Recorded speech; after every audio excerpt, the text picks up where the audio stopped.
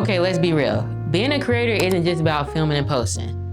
It's managing chaos. I used to lose footage, forget deadlines, and spend hours trying to find the right file until I realized it wasn't about working harder. It was about building smarter tech habits. These are the tech habits that made me a better, more organized creator. And honestly, these new habits have saved me a ton of little mini breakdowns along the way. Let's get into it. My first habit is using dual memory cards. Yes, not one, but two. We need 2 memory cards on deck at all times. I recently invested in the Sony a7 IV within the last year, and I love it because it's a great camera, 33 megapixel sensor, great for hybrid shooters. So if you do photography and videography, it's great for that.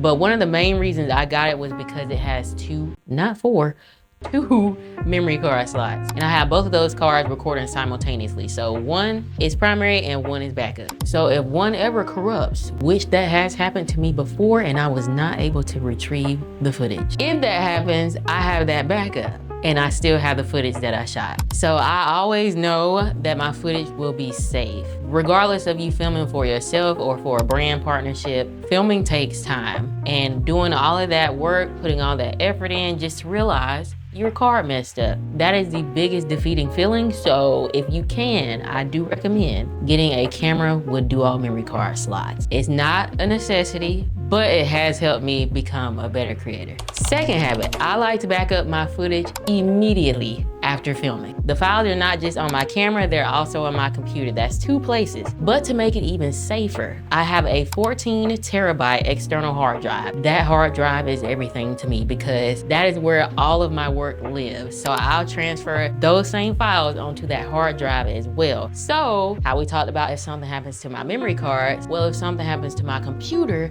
I still have those files on that external hard drive and I can just go to either my laptop or my desktop. I'm pretty organized when it comes to my files, so I like to make sure it's either organized by project, campaign, or whatever the title of that video is. So that's how I keep everything. There's tons of folders on my hard drive, even breaking down to sound effects, music, overlays, B-roll, everything like that. I have everything labeled. I usually don't like to delete everything on my camera until I'm completely done with a project, but actually saving it on my external hard drive as well helps save me from losing any type of files. Let's say my computer crashes unexpectedly, anything like that. That hard drive literally protects all of my creativity. That hard drive has my life on there, so get you an external hard drive. I initially started out with a 1 terabyte external hard drive, but that filled up very quickly. Moved on to a 2, that filled up very quickly. So I would encourage you to get the maximum amount of terabytes that you can. I consider myself a memory hoarder. Even if a project is done, I still want to be able to look back at it, or if I'm doing a recap of a journey of some sort, even like my lock journey, everything is on there from day 1 up until now, and even when I had my loose natural hair. So it's a little hub for me to protect all of my memories, and I like that, and being able to just access it at any time I please. Third habit is that I check my Notion content calendar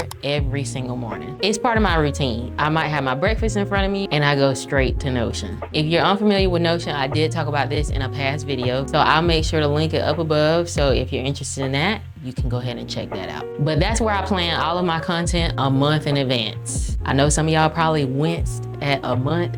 Yes, I like to be able to look at my full calendar month and see what I have planned, what I need to film on this day. I'll put all of my reels, TikToks, YouTube videos, brand partnerships, carousel posts, captions, everything lives in that calendar when it comes to my content. Prior to using Notion, I am not gonna hold you. I was not organized. Well, I can't say that. I was a little organized because I do still use my planner daily as well. So get into a planner if you already aren't, that definitely helps. But I didn't have structure with that. I can still be planning things, but it was not structured until I went into Notion. I can say using Notion has definitely helped prevent burnout, because I would burn out so bad prior to me getting my stuff together. If anything approaches and unfortunately I wasn't able to get to that, it's so easy to just move something around, move it to the next week, the next day, or even the next month if I truly couldn't get to it. I also like to batch film. So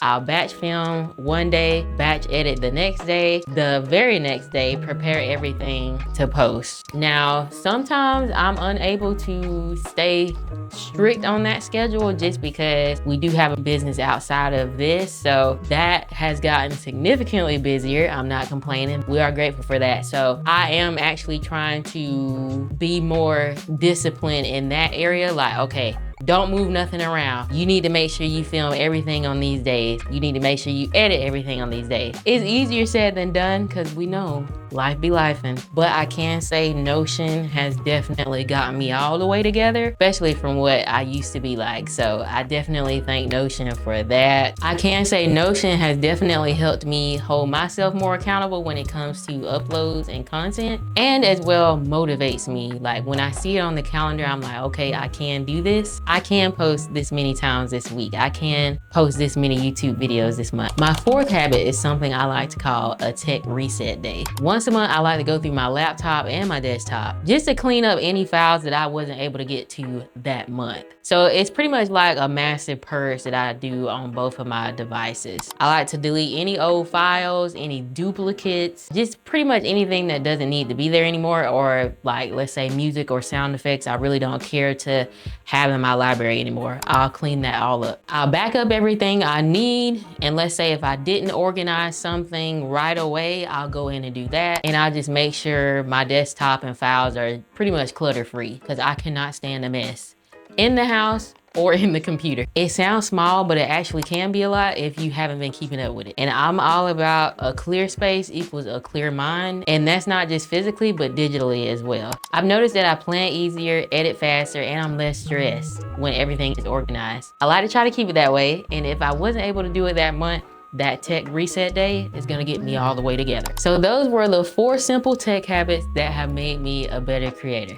It's nothing fancy. These habits have kept me more productive and consistent with my content. My creativity flows so much better when I'm not fighting disorganization and chaos. That's the word, chaos, because that's how it really can be as a content creator. So if you're trying to level up your creative routine, start small. Don't take on too much at one time because that can lead to you being overwhelmed and stressed. Maybe you can start by backing up your files. If you've already done that, maybe try organizing them specifically in folders to where you can easily find them when you need them. Another tip with that is if I use a folder frequently, I like to pin it in the quick access bar. So it's right here on the side and I can see it at all times. And if I need something, I just go right in there. Or you can try setting up a content calendar. Wherever you decide to start, one habit at a time will definitely add up to a smoother, stress-free workflow, I promise. Y'all, I have the worst time with like saying anything with an R. I know you hear it, so don't talk about me. Thank you. If you found this video helpful, go ahead and give me a thumbs up if you don't mind, and subscribe while you're at it so you don't miss any future creator tips. But as always, I appreciate y'all for watching, and I will see y'all in the next video. Bye.